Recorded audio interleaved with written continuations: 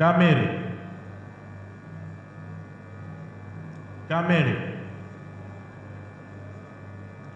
Kamere. Kamere.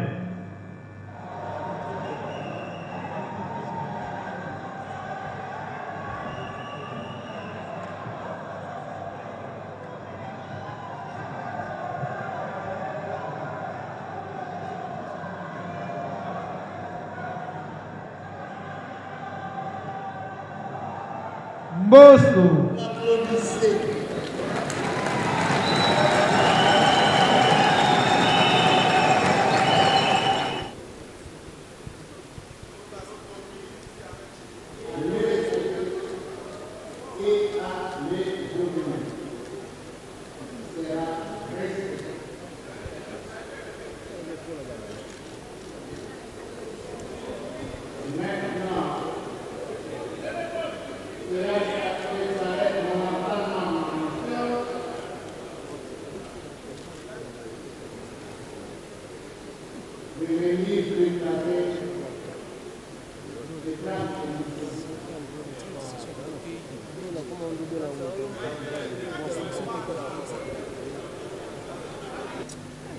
À partir d'aujourd'hui, un bureau qui va présider à la destinée de cette chambre basse. Jérémie Le Marteau, symbole du pouvoir et du commandement. C'est cela. Le Marteau.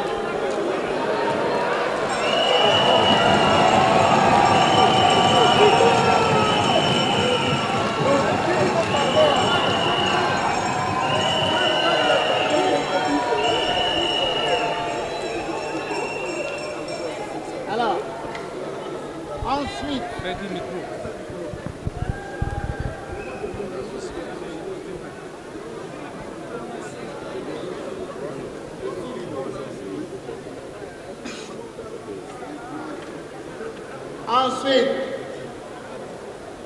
je remets au nouveau président la Constitution, la loi fondamentale de notre pays, qui va nous guider dans les travaux de cette Chambre. Et enfin, les règlements intérieurs de l'Assemblée nationale.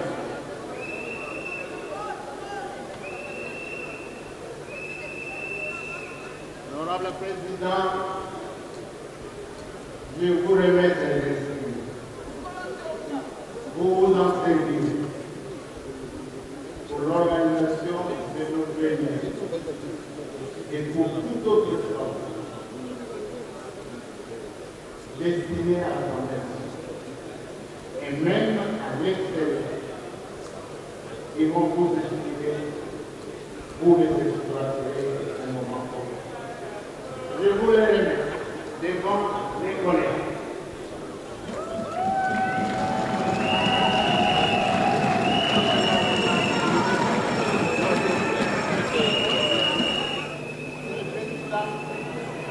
Mes sincères félicitations.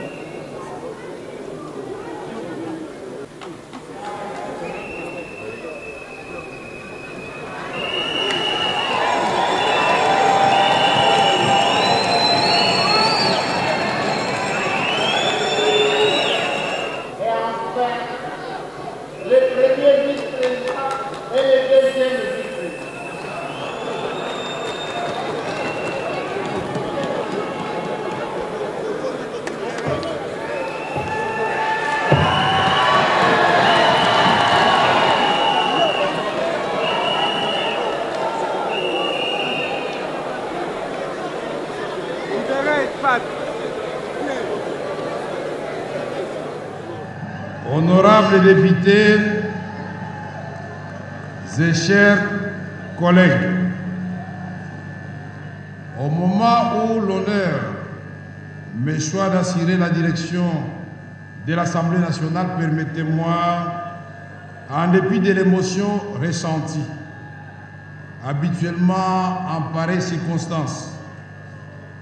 Car il arrive des moments dans la vie où vous sentez que la parole est insuffisante pour traduire le sentiment qui vous anime, car traversé par des émotions parfois contradictoires. En prenant la parole devant vous aujourd'hui, je ne peux m'empêcher d'évoquer la main de l'Éternel qui, se plaçant au-dessus de nos insuffisances, a permis que ce jour arrive pour qu'ensemble nous soyons mobilisés afin de servir notre nation, pour que nous soyons présents pour affronter les défis auxquels elle fait face actuellement. Mes remerciements s'adressent à Dieu, notre Seigneur et notre Créateur, au président de la République, chef de l'État, commandant suprême des forces armées de la République démocratique du Congo, à qui notre peuple a renouvelé sa confiance et à qui encore je rends mes hommages les plus déférents. Je vous demande d'applaudir et le tout-puissant Dieu créateur et son serviteur Félix Antoine Tshisekedi Tshilombo de façon frénétique. Je voudrais aussi remercier le peuple congolais et vous, mes chers collègues députés, qui viennent de me charger de conduire notre destinée parlementaire à bon port. Cet événement intervient au moment où les ennemis de la démocratie ont agi de manière criminelle contre notre État, sémant à l'Est et maintenant à l'Ouest un fleuve de sang dans une aventure de prédation qui n'a que trop duré et à laquelle nous sommes déterminés de mettre fin.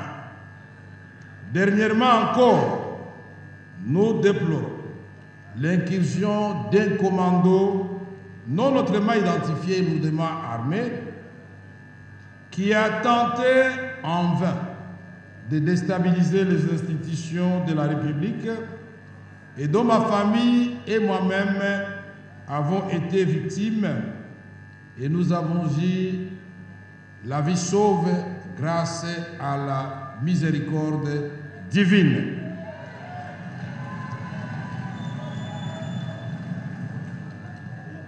Le psalamiste le dit bien: celui qui demeure sous l'abri du Très-Haut repose à l'ombre du Tout-Puissant.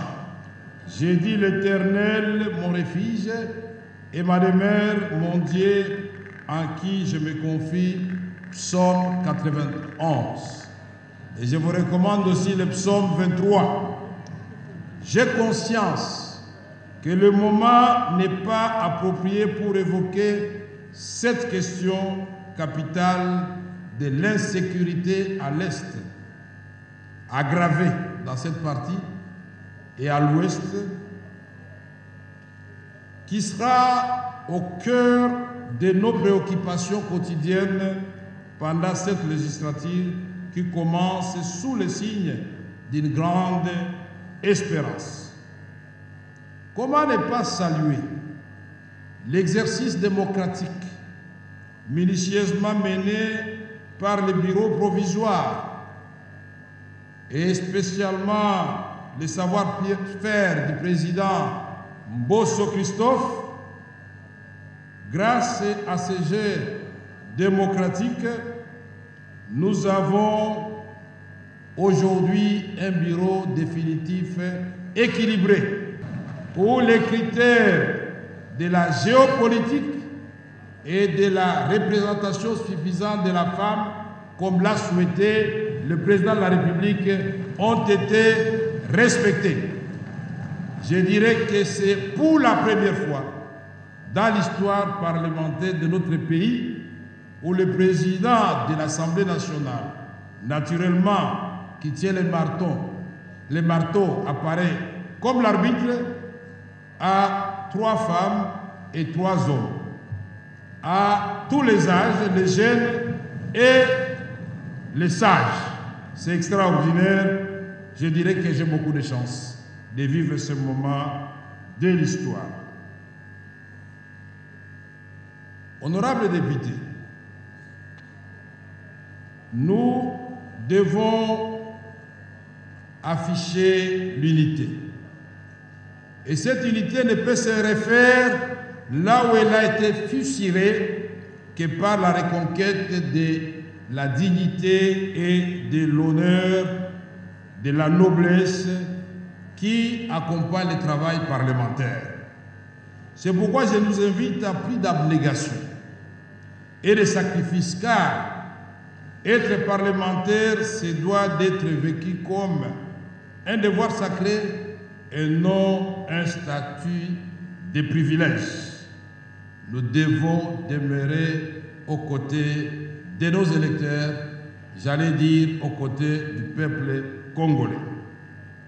Nous irons ensemble devant ce même peuple pour lui présenter les résultats de notre travail et il devrait ainsi nous recevoir avec allégresse à condition que nous ayons travaillé profondément à l'amélioration de ces conditions de vie. Honorables députés et chers collègues, pour mieux accomplir cette mission constitutionnelle, il nous faut la réhabilitation du député national dans son honneur et dans sa dignité.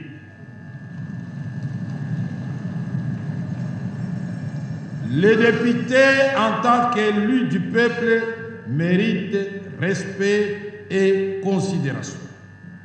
Pour cela, chers collègues, vous pouvez compter sur moi, collectivement, mais aussi individuellement, pour qu'ensemble nous rendions à l'Assemblée nationale ces lettres de noblesse et faisons d'elle un véritable temple d'expression démocratique où le débat démocratique aura bel et bien lieu, majorité très significative et l'opposition, malgré sa dimension, que de ces débats, de cette dialectique, puisse jaillir la lumière qui va baliser le chemin de la réalisation du rêve de son Excellence, Monsieur le Président de la République, Félix Antoine Tshisekedi Tshilombo, de restaurer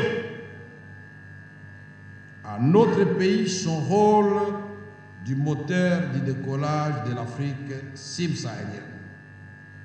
Honorables députés, chers collègues, nous allons ensemble, dans l'union des intelligences, transformer ce qui apparaît actuellement comme une malédiction de nos ressources naturelles en un véritable atout qui va placer la RDC, la République démocratique du Congo, au cœur de la transition énergétique à laquelle l'humanité est contrainte suite aux effets néfastes du changement climatique.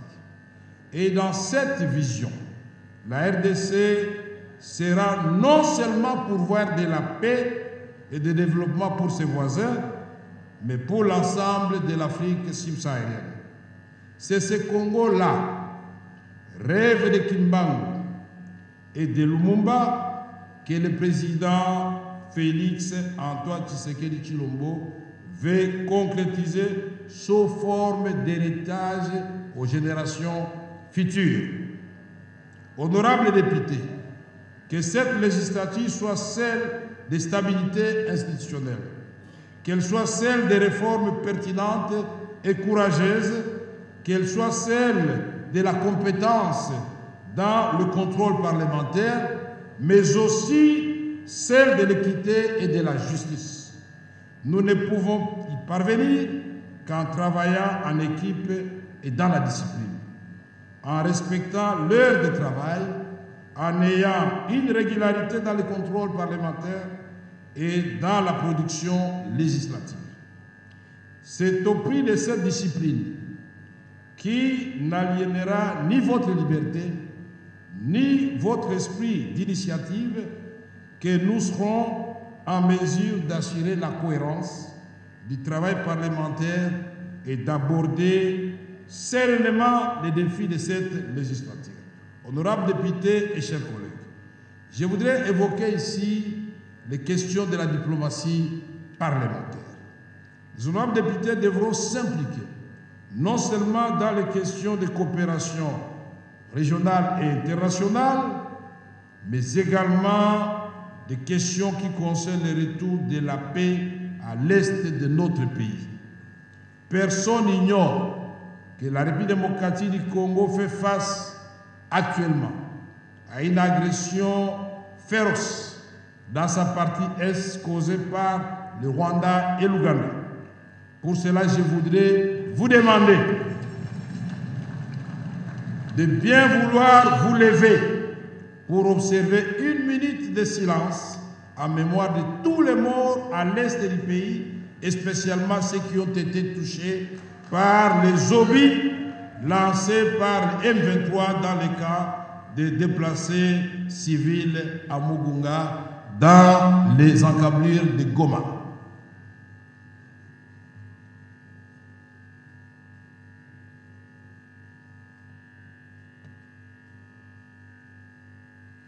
Possible pour le gouvernement congolais, la recherche de la paix ne souffre d'aucun doute.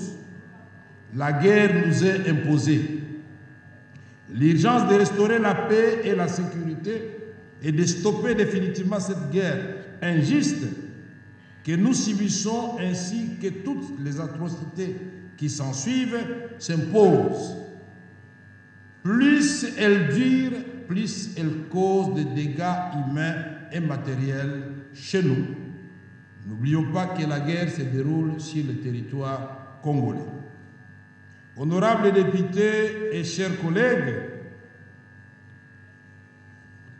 les points inscrits à l'ordre du jour aujourd'hui étant épuisés, comme l'a si bien dit le président du bureau provisoire, l'honorable Mbosso, les matières ayant été bien fixées dans la Constitution, et aujourd'hui, le point de chute, c'était l'installation. La séance est donc levée tout en vous souhaitant bonne fête pour ceux qui vont fêter, mais moi je voudrais vous souhaiter une bonne méditation, car la responsabilité qui est la nôtre est énorme. La séance est levée.